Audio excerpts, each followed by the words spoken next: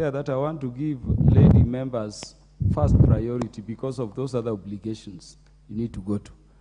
So male honorable members will need to bear with us for some time. Honorable Mishi Mboko. Asante Mheshimiwa Spika.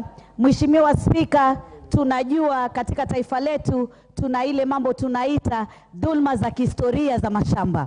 Na mimi naamini kabla hiyo Portland kuwa na umiliki wa ardhi ile lazima ilikuwa ya wenyeji, na najua hata tukichakura tutajua ya kwamba hawakuipata katika hali ambayo inastahiki. Na mimi niseme Mheshimiwa Spika, serikali ya nyuma iliyokuwa ni serikali ya Mheshimiwa Uhuru Kenyatta, na pia rais alikuwa naibu wa rais, kulikuwa na kesi kama hiyo kule Likoni ya shamba la Waitiki, na kwa wakati huo viongozi waliwaita wakaazi ambao walikuwa wameingia katika shamba lile la Waitiki, na wakaweza kufanya mazungumzo na wakatoa fidia kadhaa, na serikali ikatoa fidia nyingine, na wananchi hawakuweza kufurushwa. Kwa nini Mavoko walifurushwa na kugandamizwa katika haki zao za kimsingi?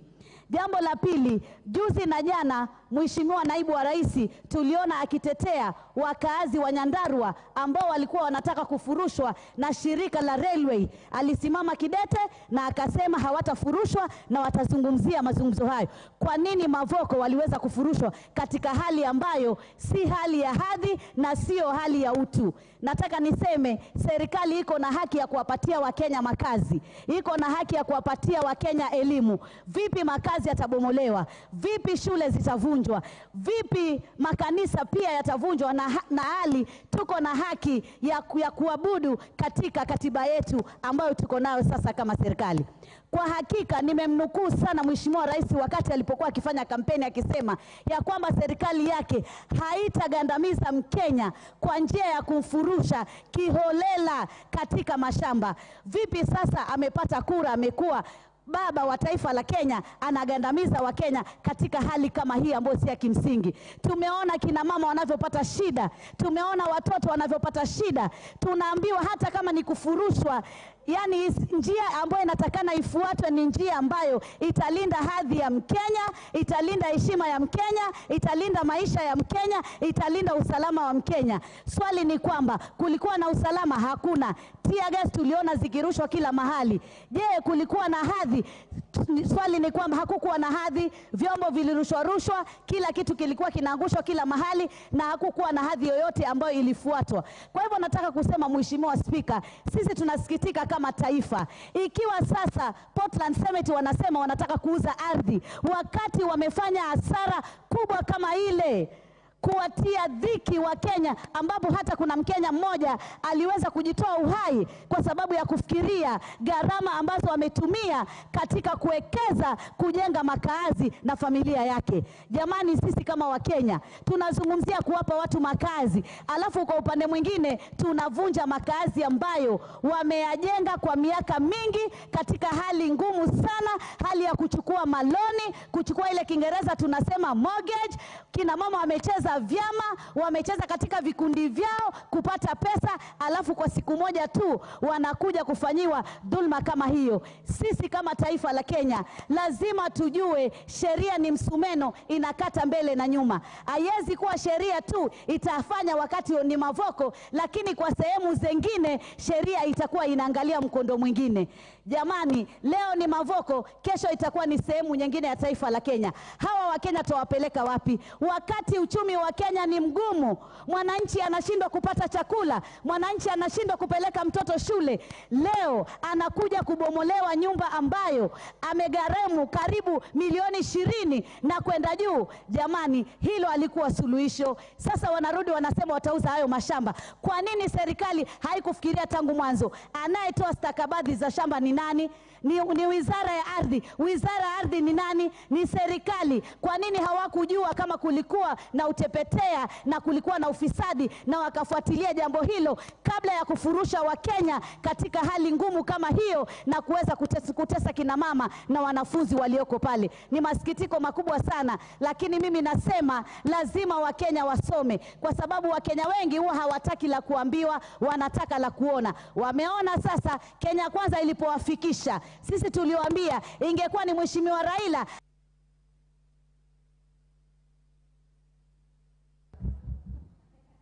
Honorable Susan Kiamba, as Honorable Ann Murata prepares, and Honorable Esther Passaris.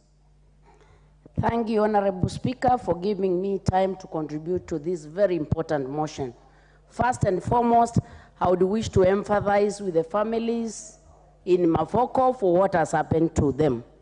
My first point, Mr. Speaker, in pre-independence Kenya, unless tuko na wazungu hapa, there is nowhere where land was empty land.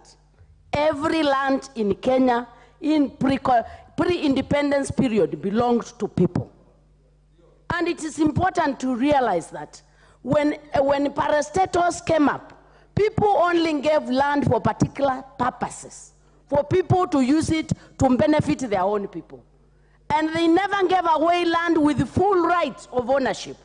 It is very strange when we see people using the law to own land, deny the real original people their rights to own that land. I'm even very surprised, Honorable Speaker. 2 weeks ago, the president was in Tana River, in the Tana Delta. The people in Tana River, there is the land being owned by TADA. The president gave orders that the local people be allocated that land. And then TADA can have the rest. Why couldn't that happen in Mavoko? Are people of Mavoko animals? Are we not Kenyans? Do we have sacred cows in this country?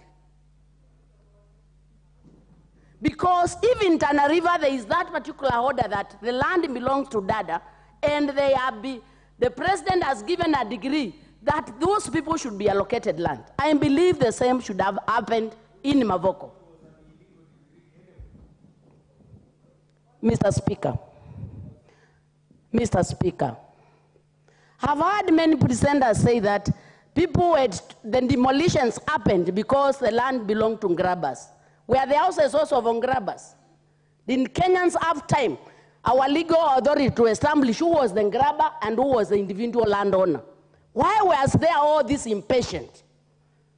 Because when you stand up and say this land was from grabbers, I believe it is the role of the government to identify who are grabbers and who are genuine landowners, Kenyans who deserve to have this particular land. You know, one thing, Mr. Speaker, I find very wanting is a lot of lip service of solidarity of Kenyans. When we say we want unity, unity has to be demonstrated through what we do. Because I find it very difficult as a person coming from a community for anybody to tell me about unity when you are killing my people or killing Kenyans. And especially killing Kenyans with a bias. Because now we know for these people who were demolished, they had their houses demolished. Some of them are now suffering. We already have a man who committed suicide based on that. So, Mr. Speaker, I think it's in order. I think it's in order for the government of Kenya, whether national in collaboration with the county government, to compensate for the people of Mavoko. And as other people, whether they are squatters or whatever the case may be, as other people are being given land, I believe it's in order for those people evicted in Mavoko to get their land. And lastly,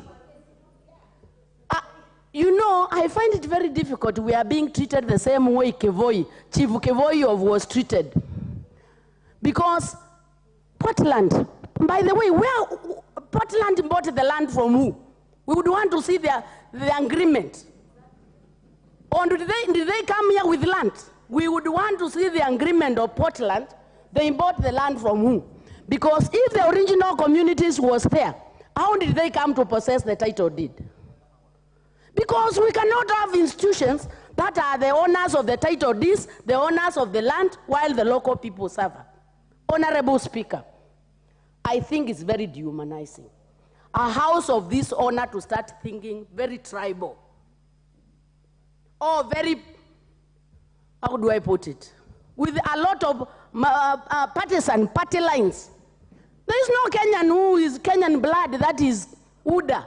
Neither Kenyan house that is Azimio. We all need to fight for these Kenyans. And I think if this parliament cannot fight for these Kenyans, I don't know where else they would actually get justice. So I believe this house must get solutions. We can't sit here and mourn. We are the I'll give you 1 minute exactly. Honorable Murata, I'll give you extra minute. Don't worry. So can you conclude? Thank you. Honorable Speaker, this is one of the highest decision-making organs in this country. And we need either to have the minister here to come and give us an explanation, or we need to make a decision and inform the powers that be that these our people need to be compensated. Thank you, Honorable Speaker. The Honorable Ann Murata, you'll have 7 minutes. You've really waited for very long. So you should be speaking for 5, but you'll have 7 if you can speak. Please do. Thank you, Honorable Speaker. I first of all want to empathize really with the people of Mavoko just before I bring in my input. And I've listened to all of us as we share this issue in this parliament. And I think it's a time that we become honest with one another. And I think the debate that we are having now needs to change its course. That us as the leaders of this country need to be very honest with ourselves and speak the truth. Because you see, when somebody comes here and tells us that the land in Ukambani belongs to the Kambas, I'm a neighbor of Kenyatta University and Jomo Kenyatta University. You cannot tell me to come here and say that that land belongs to the people of Kiambu. It does not. Jomo Kenyatta University is the land of the people of Kenya, in as much as it is in Kiambu. So you cannot come to parliament and start telling us the land that is in Kamba belongs to Kamba. It does not. It is a land of the people of Kenya. That one we need to be in agreement. So when we come here and start bringing issues of land belonging to who, some of us will be the highest beneficiaries. But this is not true, because what is in Kiambu belongs to the government. And now what I'm trying to say is this. We have had issues of land, and talking honestly, all of us in this country know that we have had a big problem of land in this country. And what happened in Mavoko is very clear and was put on the table, and all of us are on TV, are on social media, we are seeing what is happening. And we know all what has been happening in this country over the matters of land. And in particular now this land that is at hand. We have seen somebody speaking to these people and telling them, title ni karatasi, jengeni nyumba. So what was this guy trying to tell these people? Can you do this as fast as possible? Because when it comes to issues of demolishing, there will be people who will come to support you. Because when you keep it as land, it will still revert back to the owner. So go and sell it. We have seen the governor who was there then addressing those people, and even the company itself putting a poster there and telling people this land belongs to the Portland Cement. So what I'm trying to tell ourselves is that, can we have an honest discussion? Because here we are talking about lives. Like now we have students there who are supposed to do exams in the next few days. I am in the Committee of Education in this parliament. We need to be sitting and asking ourselves, these children need to sit for the exam. When and where and how? This is what we need to be discussing in this parliament.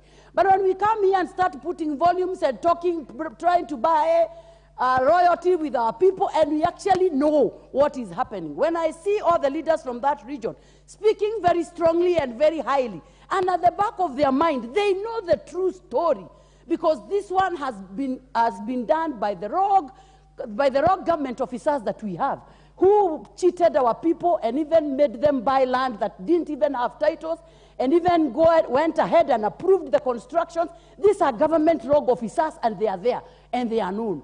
So when we start dragging in even the name of the president is not working in the government of Machakos. There are people who have been given work there to do. So the people we need to be addressing are people like the EACC, the DCI. They need to rush and get the people who did this to the innocent Kenyans and make them pay for every pain that they have caused these people. Because again, we cannot continue every year talking the same thing, doing the same things, the same way, and expect different results. So what we are saying is that the people who sold this land, who are making sure they govern this parliament properly so that this land now becomes a big issue, are the same people that need to tell us who sold this land to these people. Who is this that was approving the selling of this land? When we see all these people brought to the books, then it will go on record in this country that during the reign of Kenya Kwanza government, all these stories came.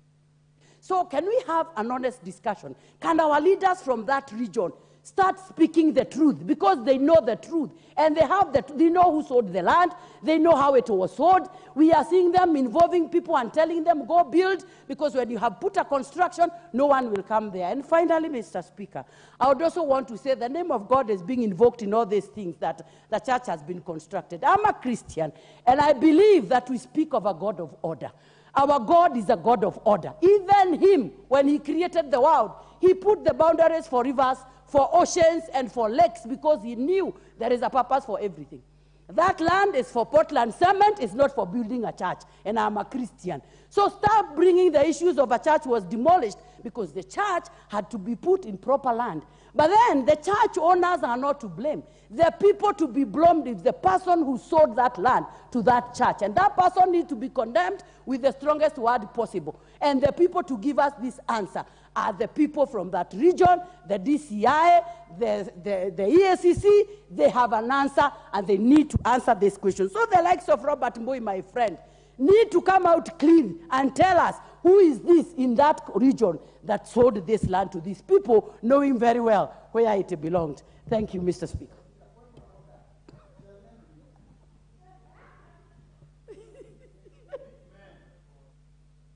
Wilbur for Soundo.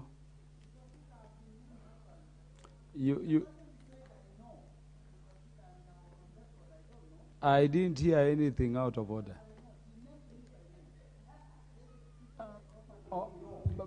Chair.